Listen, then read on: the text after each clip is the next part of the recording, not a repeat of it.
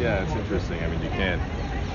This right here, this line, has been there for at least in the past hour. So there is interest in getting in among the tourists, getting in to see that where Pope Francis has been laid to rest.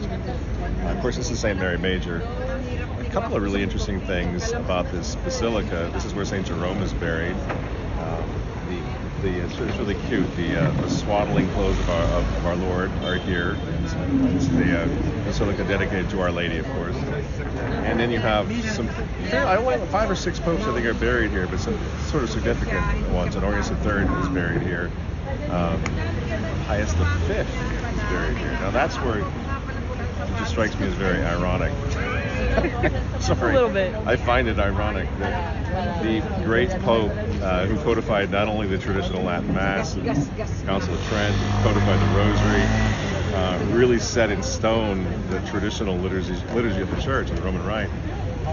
He's buried here, and right across the nave from Pius V, St. Pius V, one of the great popes. This would be the Pope, of course, who commissioned the Holy League to fight against the Muslims and the Lepanto fame and all of that.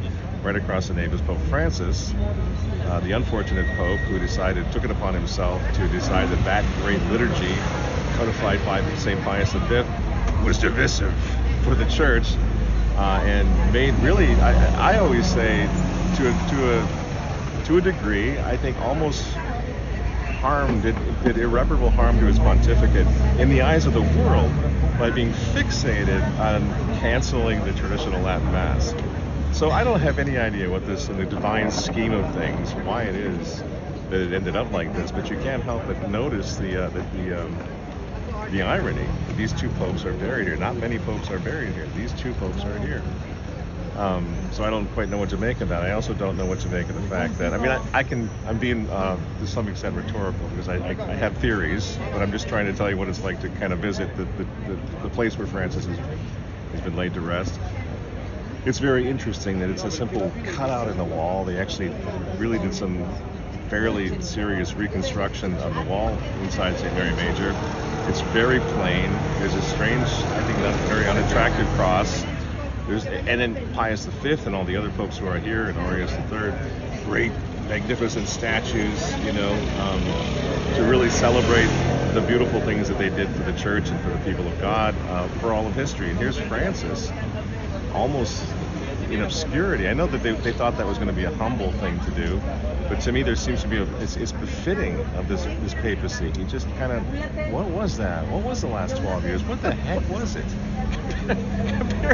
compared to the lion saints and popes that have come through this, that are buried here, that have lived in this town, reigned in St. Peter's in Rome. Here he is, Francis is gone, doing so much damage, in my opinion, and being laid to rest in what looks like a Masonic, like Dwight Eisenhower, maybe could be buried here. And you got to look carefully, and there it is, Francis has been laid to rest. So, as we've been saying all along, eternal rest grant unto him, O Lord, let perpetual light shine upon him. I pray for his soul. But there's a lot of things about this pontificate that I think history is going to be looking back on and sort of wincing. What the heck was that? And as I say, even the way it's laid out now in death, you still kind of say, what the heck was that?